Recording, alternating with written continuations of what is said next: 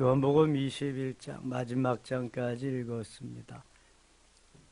요한복음 19장, 20장은 순환의 한 주간 금요일과 토요일 그리고 주일 새벽에 되어진 일들까지 기록이 되어 있습니다. 이미 공관복음에서 마태, 마가, 누가복음에서 여러 번 했습니다. 그래서 오늘은 공관복음에 없는 21장을 주로 묵상하겠습니다. 21장 가겠습니다. 예수님이 십자가에 못 박혀 죽으시고 사흘 만에 부활하십니다. 금요일 오전 3시에 십자가에 못 박히시고 9시에 돌아가십니다. 우리하고 6시간 차이가 있기 때문에 우리 시간으로 오전 9시에 십자가에 못 박히시고 오후 3시에 운명하십니다. 그리고 주일 새벽에 부활하십니다. 그래서 부활하신 주님이 이 땅에 40일 동안 계시는 동안, 머무시는 동안 디베랴 호수에 가서 갈릴리 호수, 긴네렛 호수 그곳에 가서 제자들을 만나고 엄청난 또 한 번의 기적을 일으키시는 사건이 요한복음 21장에 나옵니다. 그리고 예수님이 얼마나 제자들을 사랑하는가, 제자들은 얼마만큼 예수님을 사랑하는가 확인하는 그러한 장면을 주시면서 다시금 사명을 저들에게 허락하시는 모습이 요한복음 마지막 장에 나와 있습니다. 21장 가겠습니다. 그 후에 예수께서 디베랴 호수에서 또 제자들에게 자기를 나타내셨으니 나타내신 일은 이러하니라. 디베랴 호수, 디베랴 바다, 긴네렛 호수, 긴네렛 바다, 게네사렛 호수 여러 말로 말합니다. 갈릴리 바다, 갈릴리 호수. 엄밀하게 바다는 아닙니다. 짠물이 아니기 때문에 호수입니다. 넓은 호수지요. 옛날 베드로와 안드레, 요한과 야고보가 고기 잡던 그러한 비즈니스 하던 터전이 바로 이 갈릴리 호수, 긴네렛 호수, 디베랴 호수입니다. 2절 가겠습니다. 2절 같이 읽어요. 시몬 베드로와 디두므로 하는 도마와 갈릴리 가나 사람 나다나엘과 세베대의 아들들과 또 다른 제자 둘이 함께 있더니, 자, 제자들이 모두 몇 명인가 한번 보세요.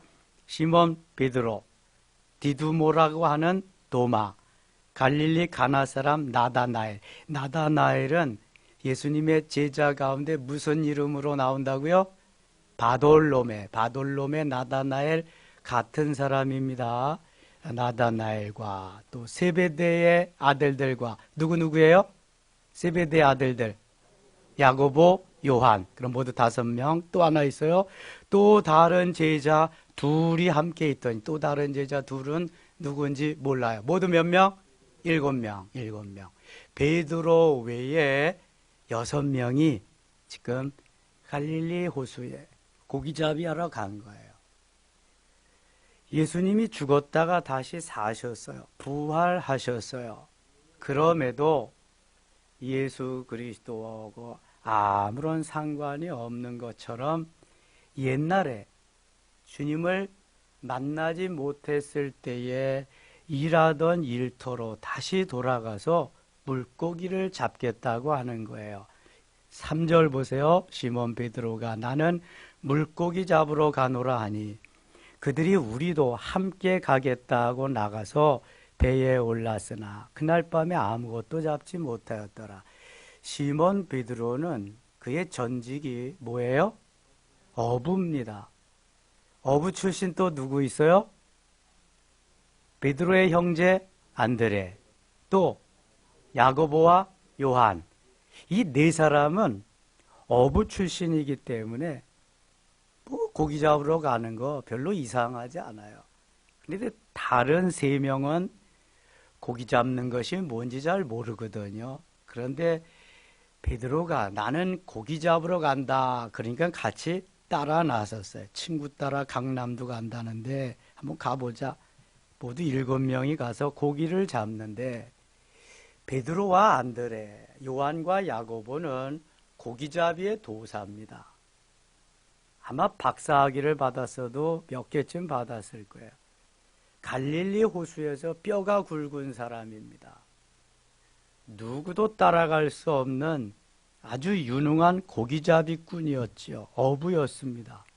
그런데 어찌하여 밤새도록 고기잡이를 했는데 한 마리도 잡지 못하였을까? 이상하지 않아요? 여러분, 고기는 밤에 많이 잡히는 거예요. 고기는 날이 밝으면 잡히지가 않아요. 그래서 밤이 맞도록 그물질을 했는데 한 마리도 잡지 못하였다. 아주 이상한 현상이 벌어졌거든요. 자, 잡지 못하는 거, 이거 내가 열심히 하고 하지 않는 거하고 오늘 성경에 보면 너무 많이 다릅니다. 내가 아무리 많이 잡고 싶어도 하나님이 잡지 못하게 하시면 못 잡는 거예요. 아무것도 못 잡고 허탕을 쳤어도 하나님이 또 잡게 하시면 그 순간 잡을 수 있는 거예요. 자, 조금 더 가보죠. 4절 보겠습니다. 날이 새어갈 때 예수께서 바닷가에 서셨으나 제자들이 예수이신 줄 알지 못하는지라. 왜 알지 못할까요? 예수님이 오셨는데 왜 알지 못할까요? 그렇죠. 죽었으니까 알지 못하죠. 죽었는데 꿈에도 생각지 못해. 죽은 예수님이 여기 오실 리가 없다. 또 하나, 영적인 눈이 어둡다. 영적인 눈만 열렸으면 왜 모르겠어요? 금방 알죠. 영적인 눈이 어두워져. 예수님 죽었다, 이미 인간적으로는. 영적으로는 영적인 눈이 어두워져서 예수님을 전혀 알아보지 못하는 거예요. 5절입니다. 예수께서 이르시되 얘들아 너희에게 고기가 있느냐? 대답하되 없나이다. 한 마리도 못 잡았으니까 고기가 없어요. 6절 같이 읽겠습니다. 이르시되 그물을 배 오른편에 던지라 그리하면 잡으리라 하시니 이에 던졌더니 물고기가 많아 그물을 들 수 없더라. 조금 아까 제가 말씀드린 해답이 여기에 있어요. 밤새도록 고기잡이 도사가 4명씩이나 있어요, 거기. 그런데 한 마리도 잡지 못했어요. 누구신지는 알지 못하지만 새벽에 고기가 전혀 잡히지 아니하는 동이 트는 새벽녘에 그분이 나타나셔서 말씀하시는데 그물을 배 오른편에 던져라. 그리하면 얻으리라. 이런 말씀을 하세요. 그물을 배 오른편에 던져봤겠어요? 안 던져봤겠어요? 수없이 던져봤죠. 오른편, 위편, 앞편, 뒤편, 깊은데 얕은데. 누가복음 5장은 제자들을 부르시기 전의 사건인데 깊은 데로 가서 그물을 던지라 그래요. 이거는 부활의 주님이 나타나셔 배 오른편에 그물을 던지라고 말씀하십니다. 밤새도록 그물질을 했어. 고기가 잘 모이는 곳, 잘 잡히는 곳을 고기꾼들은, 고기 잡는 사람들은 알까요? 모를까요? 너무 잘 알아요. 그러나 그렇게 잘 알지만 하나님이 고깃대 거기 없게 하시면 못 잡는 거예요. 그거는요. 우리의 생사 화복이, 우리의 되어지는 모든 일들이 다 주님의 손에 달려 있어요. 우연은 없습니다. 모두가 필연적이에요. 하나님이 디자인해 놓으신, 하나님이 설계해 놓으신 그곳 속에서 그렇게 가고 하나님이 만들어 놓으신 컨셉 속에서 우리가 오늘도 되어져 가고 만들어져 가고 행함이 있을 뿐이지요. 내가 뭘 어떻게 해서 한다는 거, 여러분 착각 속에 사시면 안 돼요. 주님이 나를 고용하셨어요. 주의 건 만드셨어요. 그리고 주님이 필요한 곳에 우리를 파송하셔서 보내셔서 일하시는 것뿐이에요. 나는 몰라요, 그걸. 내가 잘나서 하는 줄 알아요. 어제 그 목사님 그러시죠? 그렇게 교만했다고. 하나님이요, 고용해서 내게 주신 달란트만큼 멋지게 쓰시기를 원하시는데 자기의 달란트만큼 쓰지 못하는 사람들이 있어요. 그러면 그 달란트 거두어 가시거든요, 다. 열심히 쓰셔야 돼. 최선을 다해서. 군뱅이도 구르는 재주가 있어요. 고기잡이 얼마나 잘하는지 몰라, 이 사람들. 도사예요, 도사. 그런데 한 마리도 못 잡았지만 주님이 이제는 때가 되었다. 저들이 나를 알지 못하는데, 알아보지도 못하는데 3년 동안이나 내가 가르치고 전파하고 치유하면서 이적과 기사를 수없이 보았는데도 저들이 지금 옛날 자연인으로 돌아갔구나. 생명이 있는 줄 알고 그렇게 내가 양육하고 여기까지 왔는데 아직 생명이 없구나. 여러분, 예수 생명이 있다면 왜 여기 와가서 있겠어요? 예수님이 하신 사역 자기들이 해야지. 나가서 가르치고 전파하고 치유하는 사역 해야지. 예수님 안 계시는데 왜 옛날로 돌아가서 고기잡이 하겠어요? 이런 우리의 모습 아닌가요? 마음에 안 맞아요. 뒤틀려요. 막 꼬여요. 다 집어쳐요. 아니, 어저께는 천당이었는데 오늘은 지옥이야. 이건 지 마음대로. 이게 무슨 그리스도의 제자예요? 이거 무슨 예수 믿는 사람 맞아요? 예수님이 내 안에 계시면 그렇게 못하는 거예요, 여러분. 나와도 주여 하고 한 박자 쉬고 한 걸음 물러가야 예수님의 제자예요. 예수 믿는 사람. 제자들에게 그런 게 없었기 때문에 예수님도 몰라보는 거예요, 지금. 옛날로 돌아가는 거예요. 여러분, 옛날로 돌아가고 싶으세요? 가나안 땅에 왔는데 광야에 가고 싶으냐고. 출애굽한 이스라엘 백성들은 돌아가겠다 그래요. 여기서 죽기 싫다고. 차라리 가서 종로를 타겠다고. 그러고 싶어요? 주님이 광야에서 죽이려고, 광야에서 어려움 당하라고 부르시지 않았어요.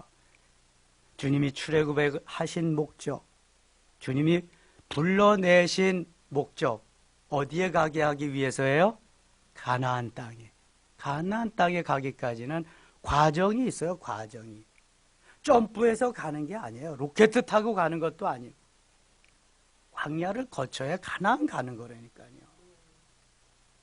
우리에게 울퉁불퉁 울긋불긋 별일이 다 일어나요. 나를 나되게 만드는 하나님의 섭리잖아요. 하나님의 스케줄 속에 있는 거예요. 나를 나되게 만드시는. 모세의 미디안 광야 40년이 없었으면 모세 될 수 없어요. 지도자, 영도자 꿈에도 꾸지 못해요. 그거는요. 그 시간이 힘든 거잖아요, 여러분. 요셉의 종살이하고 감옥 생활하는 13년 세월이 어려운 거잖아요. 이 시절을 감사하면서 잘 견뎌야 그 다음 왕이 되는 역사가 있는 거예요. 총리가 되는 역사. 가나안 땅에 거하는 누리는 역사가 있게 되는 거예요. 이걸 모르면 내 자존심 세우고 내 기분 감정으로 교회에서도 이렇게밖에 할 수 없어요. 그럼 다 버리셔야 돼요, 이거. 나는 아직 어린아이입니다 하는 표시 내는 거예요. 부끄러운 줄 알아야 돼요. 정말입니다. 여러분, 하루 이틀 신앙생활 했어요? 1년, 2년 하셨어요? 기도 왜 하시는데요? 나 없어도 지구는 돌아요. 나 없어도 주님은 일하세요. 잘 알아들으셔야 돼요, 여러분. 내가 하는 행동이 지금 내가 하는 것이 주님을 기뻐하시는 것이냐, 주님께 영광을 돌리는 거예요. 나의 자존심 위한 것이냐, 나의 영광을 위한 것이냐, 다시 생각해 봐야 돼요. 그리고 말하고 행동할 때 주님의 역사가 있는 거예요. 주님의 역사가 왜 안 일어나는데요, 여러분? 내 마음대로 하면 절대로 안 일어나요. 오늘은 지 마음대로 했는데 왜 역사가 일어나느냐? 예수님이 쓰셔야 되니까. 이대로 놔두면 제자 역할 못하거든요. 누가 가르치고 전파하고 누가 치유하겠어요. 그래서 제자들 3년 양육하고 함께 동르고 동락했는데 이 지경이잖아요, 지금. 제자들도 이 지경이었는데 우리요? 안 봐도 비디오죠, 뭐. 그러려니 해야지. 여러분, 우리의 삶 속에 그러려니 해야 돼요. 제자들도 이렇잖아요, 제자들도. 예수님인데 예수님도 알지 못하는 보는데 어떻게 하겠어요? 무슨 제자라고 하겠어요? 그물을 배 오른편에 던져라. 이때에 성령이 감동하시고 저들의 마음을 붙잡아 주십니다. 여러분, 죽은 물에 빠진 사람은 지푸라기로도 붙잡는다잖아요. 만일 여기에 자존심이 남았다고 한다면 당신이 뭐요? 누군데 이 새벽에, 고기도 잡히지 않는 이 새벽에 왜 와서 한마디 하는 거예요? 기분 나빠 죽겠네. 한마디 할 텐데요. 이미 주님의 손에 이들은 쫙 붙잡혀서 지남철에 쇠가 끌려가듯 쫙 끌려가는 거예요.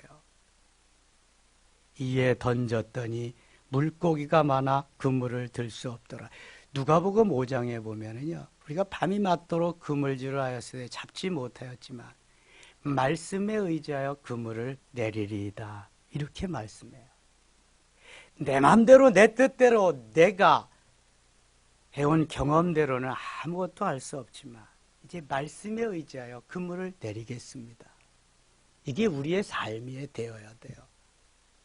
나는 할 수 없지만 주님의 말씀에 의지해서 하나님의 말씀을 따라서 순종할 때 역사는 일어난다고 하는. 내 고집대로 하면 역사는 없어요, 여러분. 그렇게 던졌더니 고기가 많아서 그물을 들 수 없더라. 예수께서 사랑하시는 그 제자가, 예수께서 사랑하시는 그 제자 누굴까요? 누구예요? 요한이에요, 요한. 요한은 자기가 요한복음을 기록했기 때문에 자기를 말할 때에 자기의 이름을 넣지 않고 예수께서 사랑하시는 그 제자, 예수님이 사랑하시는 제자 이렇게 표현해요. 그 요한이 베드로에게 이르되 주님이시라 하시니 시몬 베드로가 벗고 있다가 주님이라 하는 말을 듣고 겉옷을 두른 후에 바다로 뛰어내리되, 베드로는 다혈질입니다. 성질이 급해요. 그래서 칭찬도 받지만 그래서 일도 잘 저질러요. 큰 소리 치고도 한 행함이 없는, 그렇게 가기도 하고 바다에 뛰어내려서 죽으려고. 지금 다른 제자들은 육지에서 거리가 불과 한 50간쯤 되므로 작은 배를 타고 물고기 든 그물을 끌고 와서 육지에 올라와 보니 숯불이 있는데 그 위에 생선이 놓였고 떡도 있더라. 예수께서 이르시되 지금 잡은 생선을 좀 가져오라 하시니 11절 같이 읽겠습니다. 시몬 베드로가 올라가서 그물을 육지에 끌어올리니 가득히 찬 큰 물고기가 153마리라 이같이 많으나 그물이 찢어지지 아니하였더라. 아멘. 한 마리도 잡지 못하던 그물질이 예수님 말씀에 의지해서 그물을 던졌더니 큰 고기만 153마리. 여기에 물고기는 익수스라고 하는 그러한 헬라어인데요. 큰 물고기가 153마리. 세기도 잘생긴 것 같아. 이같이 많으나 그물이 찢어지지 않아요. 큰 물고기만 103마리, 153마리. 다른 물고기들도 많이 잡혔죠. 예수께서 이르시되 와서 조반을 먹으라 하시니 제자들이 주님이신 줄 아는 거로 당신이 누구냐 감히 묻는 자가 없더라. 예수님은 바로 그동안에 물고기 갖다 놓고 조반 아침 만들어 놓으시고 제자들에게 아침 식사 대접을 합니다. 좋은 선생님이죠. 예수께서 가셔서 떡을 가져다가 그들에게 주시고 생선도 그와 같이 하시니라. 이것은 예수께서 죽은 자 가운데서 살아나신 후에 세 번째로 제자들에게 나타나신 것이라. 제일 처음에 누구에게 나타나셨어요? 막달라 마리아. 7 귀신 들렸던 막달라 마리아. 예수님을 그렇게 사랑하는 막달라 마리아에게 나타났어요. 15절 갑니다. 15절부터 예수님이 새로운 사명을 베드로에게 부여하십니다.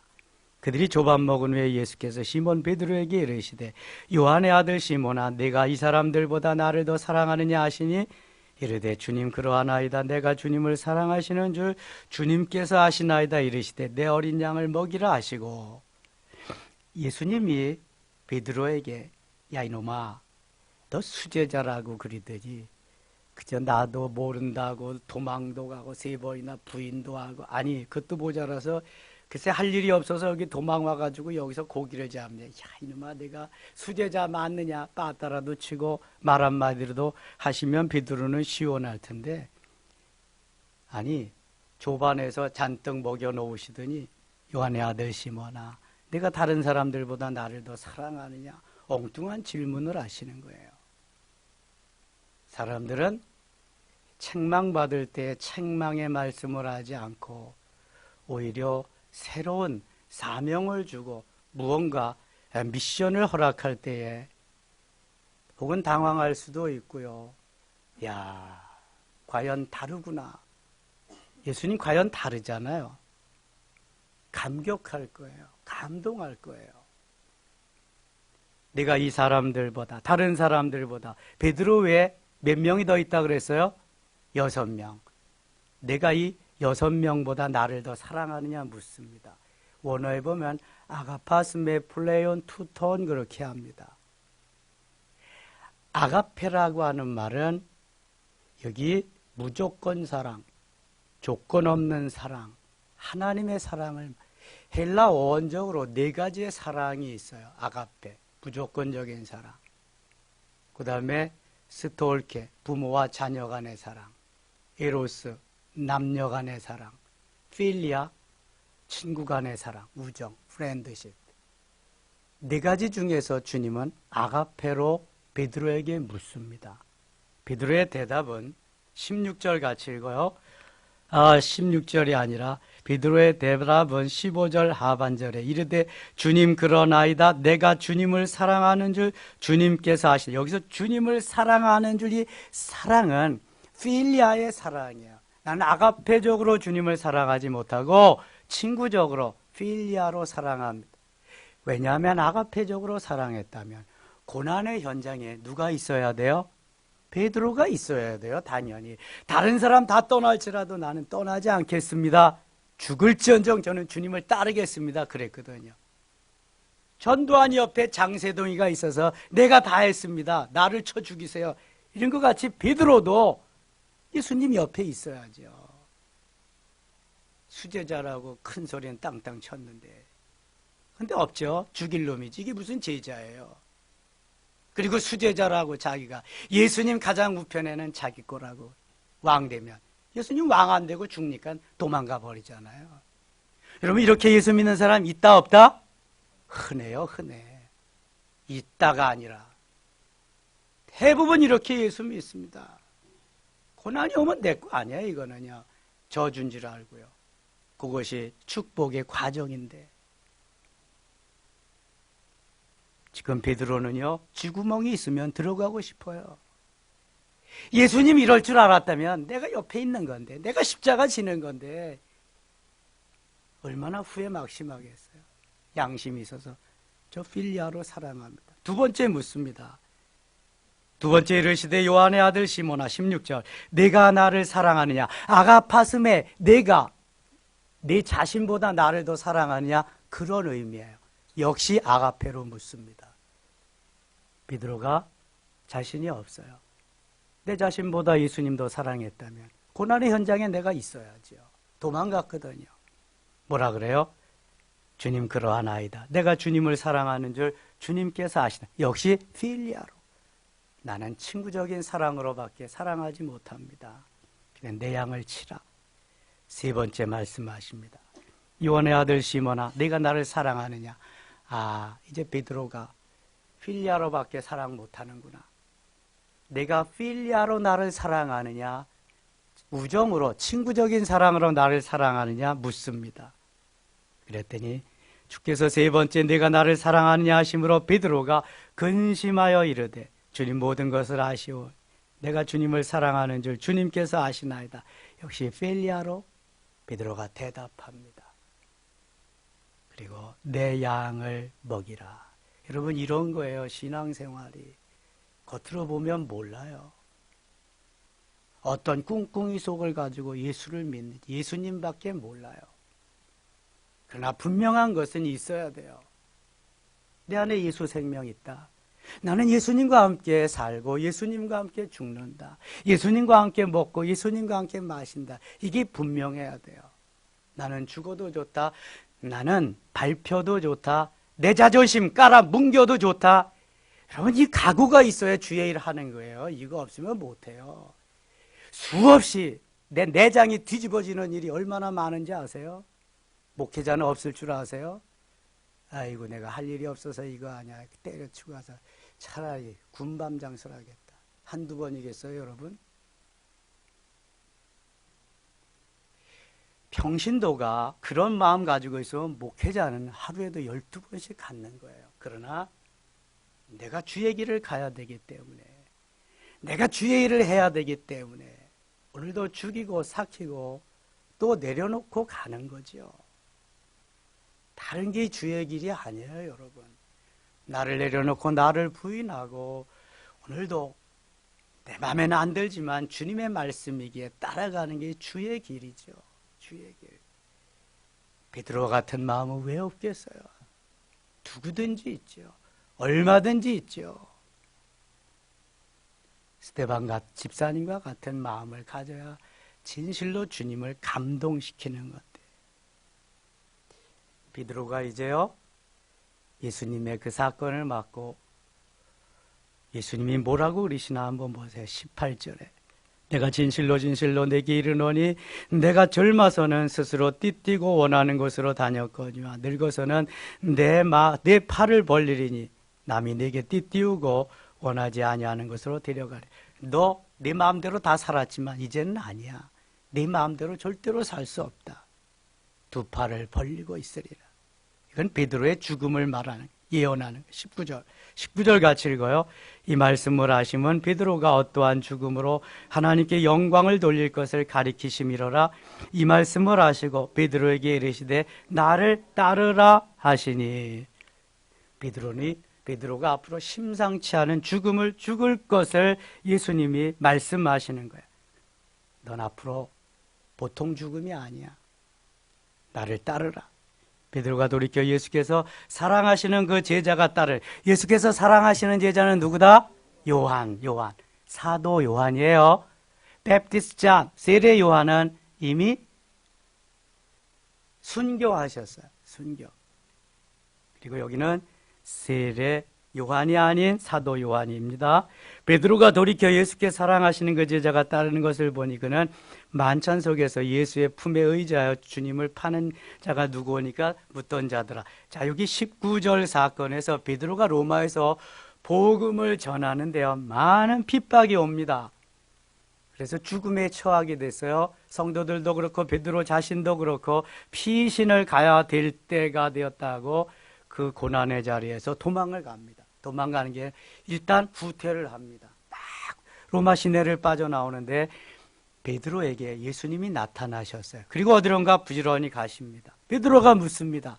주여 어디로 가시나이까? 유명한 코바디스 도미네, 주여 어디로 가시나이까? 나는 내가 버리고 온 거기로 죽으러 간다. 아니되옵니다, 주님. 제가 가겠습니다. 다시 돌이켜서 베드로가 로마에 갑니다. 그리고 순교하는데요, 예수님 십자가에 달려 두 팔 벌리고 돌아가셨어요. 나는 이대로 죽을 수 없다. 거꾸로 십자가에 두 팔 벌리고 죽었다는 게 정설입니다. 베드로의 순교가 이미 19절에 나타나 있는 거죠. 그리고 성만찬 예식 때에 예수님께 가까이 가서 어리광을 부리는 듯한 제자들이 있어요. 레오나르도 다빈치의 최후의 만찬에 보면 여자와 같이 예쁜 얼굴로 머리를 길게 하고 누워있는 제자가 있어요. 그 누구죠? 요한이요, 요한. 청년들이 그래요. 목사님, 예수님 제자 가운데 여자가 있어요? 여자. 야, 뭔 여자야. 다 남자지. 여기 보세요. 여자잖아, 여자. 예. 근데 여자가 아니라 그 요한이요, 요한. 베드로가 심통이 났어요. 이런 사건이 있었는데도 불구하고 베드로의 라이벌은 늘 누구예요? 요한이요, 요한. 베드로의 라이벌. 그 어머니가 와서 예수님 왕 되시면은요 좌우편에 우리 아들 하나씩 좀 앉혀주세요. 살로메가 그리거든. 이 요한 야고보를.